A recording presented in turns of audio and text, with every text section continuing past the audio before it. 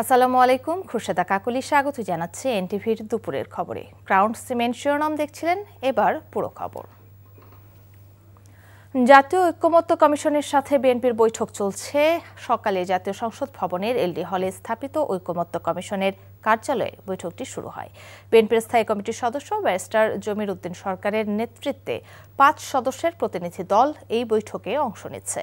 বৈঠকের শুরুতে রাখা বক্তব্যে কমিশনের সহসভাপতি অধ্যাপক আলী রিয়াজ বলেন, তাদের লক্ষ্য আলোচনার মাধ্যমে দেশে একটি স্থায়ী গণতান্ত্রিক ব্যবস্থার প্রাতিষ্ঠানিক রূপ দেয়া। আর বিএনপির স্থায়ী কমিটির সদস্য সালাউদ্দিন আহমেদ বলেছেন, কমিশন থেকে যে স্প্রেডশিট পাঠানো হয়েছে তা বিভ্রান্তিমূলক এবং এর মাধ্যমে বিএনপির বক্তব্যকে মিসলিড করা হয়েছে।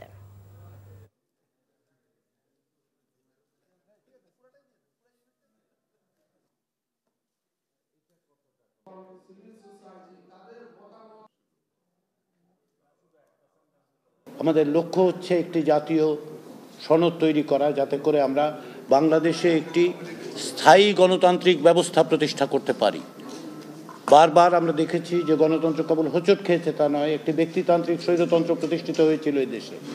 সেগুলো যাতে ভবিষ্যতে না ঘটে, যার বিরুদ্ধে বাংলাদেশের রাজনৈতিক গণতান্ত্রিক শক্তিগুলো দীর্ঘদিন সংগ্রাম করেছে এবং জাতীয়তাবাদী দল তার অগ্রগণ্য হিসেবে ভূমিকা পালন করেছে, সেই জায়গায় সেই প্রাতিষ্ঠানিক রূপ দেওয়ার জন্যই এই প্রচেষ্টা। কনস্টিটিউশন রিফরমেশনের জন্য যে বিস্তারিত প্রতিবেদন, তার মধ্যে 131টা প্রস্তাব আছে, কিন্তু আমরা পেয়েছিলাম স্প্রেডশিটে মাত্র 70টা দফা মৌলিক প্রস্তাবাবলী ওনারা দিয়েছেন।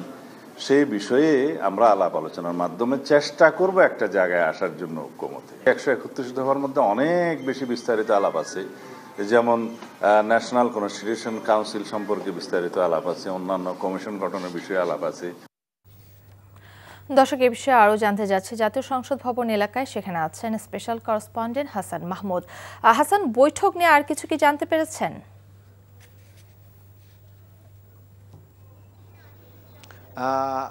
এলডি হলে, সংসদ ভবনের এলডি হলে এখনও বৈঠক কিন্তু চলছে, অর্থাৎ বিএনপির সাথে ঐকমত্য কমিশনের যে বৈঠক শুরু হয়েছিল সকাল 11:15টার দিকে, সেটি এখন পর্যন্ত চলছে। এবং এর মাঝখানে আপনাকে একটু বলে রাখি যে বিএনপির স্থায়ী কমিটির সদস্য সালাউদ্দিন আহমেদ তিনি বৈঠক থেকে বেরিয়ে এসেছিলেন এবং বৈঠকের মাঝপথে তিনি বেরিয়ে এসে সাংবাদিকদের একটি ব্রিফ করেছিলেন। বলা যায় যে সেই জায়গাটিতে তিনি যে বক্তব্যগুলো দেওয়ার চেষ্টা করেছেন এবং যে বক্তব্যগুলো দিয়েছেন সেটি হচ্ছে যে মূলত বিএনপি আসলে সংস্কারপন্থী একটি দল এবং সংস্কার চায়, এবং বিএনপি সবসময় সংস্কার চেয়ে এসেছে এবং দলের পক্ষ থেকেও সংস্কার দিয়েছে। তিনি বলেছেন যে ঐকমত্য কমিশনের পক্ষ থেকে তাদেরকে সংস্কারের পূর্বে যে কাগজপত্র পাঠানো হয়েছিল, যে স্প্রেডশিট বলা হয়, যে বিষয়গুলোতে সেখানে উল্লেখ করা হয়েছিল, সেই বিষয়গুলো বেশিরভাগই হচ্ছে স্প্রেডশিটে বিষয়গুলো বিশ্লেষণধর্মী ছিল না, অর্থাৎ হ্যাঁ না, অর্থাৎ এমসিকিউ টাইপের ছিল, যার কারণে সেখানে হ্যাঁ অথবা না ভোট দেওয়ার বিষয়ে তারা সেখানে অপশন রয়েছে বা সেই বাধ্যবাধকতাটি ছিল। কিন্তু সালাউদ্দিন আহমেদ বলেছেন যে প্রত্যেকটি বিষয়ে যে হানা মতো রাখা হয়েছে সেগুলো অনেক ব্যাখ্যা সাপেক্ষ এবং এইভাবে তাদেরকে স্প্রেডশিট দিয়ে আসলে এক ধরনের বিভ্রান্তি তৈরি করেছে বলে তিনি উল্লেখ করেছেন। এবং তিনি বলেছেন এটির যেই বিষয়গুলো ব্যাখ্যা সাপেক্ষ, সংবিধান সংশোধন, নির্বাচন কমিশন সংশোধন, বিচার বিভাগ সংশোধন, সংস্কার, এই বিষয়গুলোতে আসলে ব্যাখ্যা সাপেক্ষ বিষয়গুলো থাকাই বাঞ্ছনীয় ছিল, কিন্তু সেখানে স্প্রেডশিটে সংক্ষিপ্ত আকারে হ্যাঁ এবং নার যে বিধান রাখা হয়েছে সেটি এক ধরনের বিভ্রান্তি ছড়িয়েছে তাদের মধ্যে।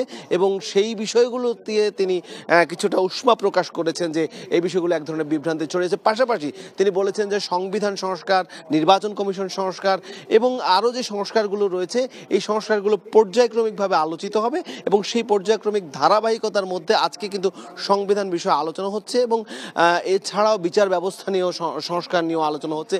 এবং এই আলোচনা হয়তো বা আজকেই শেষ হতে নাও পারে, যার কারণে আগামী রবিবার আরও একটি সময় বলা হচ্ছে যে সেদিনও হয়তো পরবর্তী ধাপে বিএনপির সাথে এই আলোচনাগুলো করা হবে যে নির্বাচন কমিশন সংস্কার দুদক। হাসান, আপনাকে ধন্যবাদ। দর্শক, জানছিলাম ঐকমত্য কমিশনের বৈঠক সম্পর্কে। প্রায় 15 বছর পর ঢাকায় পাকিস্তান ও বাংলাদেশের পররাষ্ট্র সচিব পর্যায়ের বৈঠক অনুষ্ঠিত হচ্ছে। আজ রাষ্ট্রীয় অতিথি ভবন পদ্মায় সফররত পাকিস্তানের পররাষ্ট্র সচিব আমনা বালুচ এবং বাংলাদেশের পররাষ্ট্র সচিব মোহাম্মদ জসিম উদ্দিনের মধ্যে এই বৈঠক চলছে। বৈঠকে দুই দেশের স্বার্থ সংশ্লিষ্ট ও অমীমাংসিত বিভিন্ন বিষয় নিয়ে আলোচনা হওয়ার কথা রয়েছে। দুপুরের পর পররাষ্ট্র উপদেষ্টা মোহাম্মদ তৌহিদ হোসেন এবং এরপর প্রধান উপদেষ্টা অধ্যাপক ডক্টর মোহাম্মদ ইউনূসের সঙ্গে সৌজন্য সাক্ষাৎ করবেন আমনা বালুচ। এর আগে গতকাল দুপুরে পাকিস্তানের পররাষ্ট্র সচিব আমনা বালুচ ঢাকায় আসেন। দর্শক, এ বিষয়ে আরও জানতে যাচ্ছে স্টাফ করেসপন্ডেন্ট শফি মাহমুদ সাগরের কাছে। তিনি এখন আছেন রাজধানীর সেগুনবাগিচায় পররাষ্ট্র মন্ত্রণালয়ে। সাগর, আজ পাকিস্তানের পররাষ্ট্র সচিবের আর কি কি কর্মসূচি রয়েছে জানাবেন আমাদের।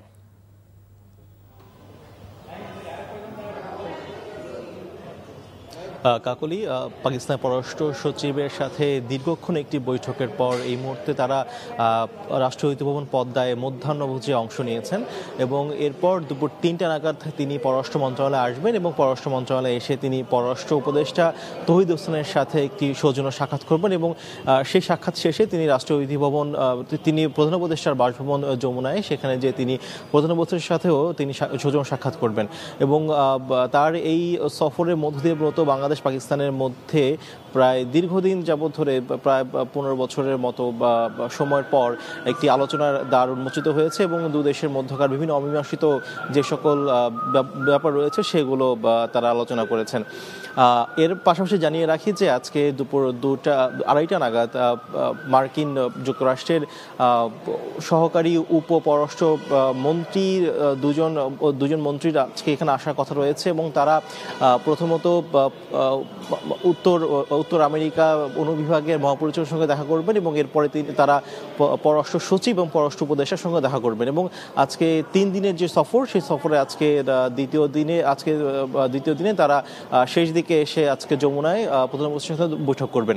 তো আজকের বলাই যায় যে আজকে পররাষ্ট্র মন্ত্রণালয়ে বা কূটনৈতিকদের বেশ আনাগোনা রয়েছে এবং আপাতত এই ছিল এখানকার সর্বশেষ অবস্থা। সাগর, আপনাকে ধন্যবাদ। দর্শক, জানছিলাম পাকিস্তান পররাষ্ট্র সচিবের ঢাকা সফরের প্রসঙ্গ। রাজনৈতিক দলের অসহযোগিতায় যদি সংস্কার বিঘ্নিত হয় তাহলে নির্বাচন দেরি হতে পারে উল্লেখ করে এর দায় রাজনৈতিক দলগুলোকেই নিতে হবে বলে মন্তব্য করেছেন জামায়াতে ইসলামীর আমির ডক্টর শফিকুর রহমান। আজ রাজধানীর একটি হোটেলে আয়োজিত এক সংবাদ সম্মেলনে তিনি এমন মন্তব্য করেন। তিনি বলেন, ন্যূনতম সংস্কার, বিচার ও নিরপেক্ষ নির্বাচনের পরিবেশ তৈরির শর্ত পূরণ না হলে মার্চ-এপ্রিল কোনোটাই ঠিক থাকবে না। এ ব্যাপারে রাজনৈতিক দলগুলোকে সর্বোচ্চ সতর্ক থাকার আহ্বান জানান তিনি। দৃশ্যমান গ্রহণযোগ্য মৌলিক সংস্কারে রাজনৈতিক দলগুলো যত আন্তরিকতার সাথে সহযোগিতা করবে তত তাড়াতাড়ি নির্বাচন অনুষ্ঠিত হবে বলেও আশা প্রকাশ করেন। জামায়াতের আমির বলেন, ফেব্রুয়ারি মাসে নির্বাচন হতে হবে এমন কোনো কথা নেই, প্রয়োজনে 1 মাস এদিক সেদিক হতে পারে বলেও উল্লেখ করেন তিনি। তাড়াতাড়ি এবং যত আন্তরিকভাবে সংস্কারের সহযোগিতা করবে তত তাড়াতাড়ি নির্বাচনের পরিবেশ তৈরি হবে। এই সংস্কারে যদি সহযোগিতার ঘাটতি থাকে কিংবা সংস্কার যদি না হয় তাহলে দেশের মানুষের যে আকাঙ্ক্ষা, যে প্রত্যাশা, যে দাবি, যে সংস্কারের মধ্য দিয়ে নির্বাচনের সুষ্ঠু পরিবেশ তৈরি করা হোক, সে দাবি পূরণ না হওয়ার কারণে নির্বাচন অনিশ্চিত হয়ে পড়বে এবং তার দায় রাজনৈতিক দলগুলোকে নিতে হবে। নির্বাচনকে সংস্কারের মুখোমুখি দাঁড় করানো হচ্ছে মন্তব্য করে বিএনপির সিনিয়র যুগ্ম মহাসচিব রিজভী আহমেদ বলেছেন, গণতন্ত্রের প্রথম শর্তই নির্বাচন। দলের নেতা ইলিয়াস আলীর গুম দিবস উপলক্ষে নয়াপল্টনে দোয়া মাহফিলে তিনি বলেন, বিএনপি সংস্কারের বিপক্ষে নয়, কিন্তু সংস্কারের নামে জাতীয় নির্বাচন বিলম্বিত করার সুযোগ নেই। 2012 সালের 17 এপ্রিল গুম করা হয় ইলিয়াস আলীকে। তৎকালীন আওয়ামী লীগ সরকার তাকে গুম করেছে অভিযোগ করে অন্তর্বর্তী সরকারকে গুমের শিকার ব্যক্তিদের খুঁজে বের করার আহ্বান জানান রিজভী। গুম কমিশনের কার্যক্রম নিয়েও প্রশ্ন তোলেন তিনি। অনুষ্ঠানে গুমের সাথে জড়িতদের যথাযথ বিচারের আওতায় আনার দাবি জানান ইলিয়াস আলীর স্ত্রী তাহসিনা রুস্তির লুনা। যে ভোটাধিকারের জন্য আমাদের 15-16 বছরের সংগ্রাম, সেই ভোটাধিকার কেন বিলম্বিত হচ্ছে, সেটা নিয়ে কেন এত কথা হচ্ছে, কেন নির্বাচন এবং ভোটাধিকারের বিকল্প হিসাবে সংস্কারকে দাঁড় করাচ্ছে? সংস্কার কেন ভোটাধিকার আর গণতন্ত্রের বিকল্প হবে, নির্বাচনের বিকল্প হবে? আমরা ভোট নির্বাচন এবং ভোট প্রয়োগের কথা বললে আপনার সরকার আরও কিছু কথা সেগুলোকে বিকল্প এনে দাঁড় করছেন। তো গণতন্ত্র মানেই তো নির্বাচন। দর্শক, এই ছিল দুপুরের খবরে। এই খবরের ভিডিও সহ আপডেট জানতে ভিজিট করুন এনটিভি অনলাইন www.ntvbd.com। এছাড়াও এনটিভির জনপ্রিয় সব অনুষ্ঠান ও খবরের আপডেট জানতে ভিজিট করুন আমাদের ইউটিউব ও ভেরিফাইড ফেসবুক পেজ। 5টায় দেশের খবর দেখার আমন্ত্রণ রইল। ধন্যবাদ সবাইকে।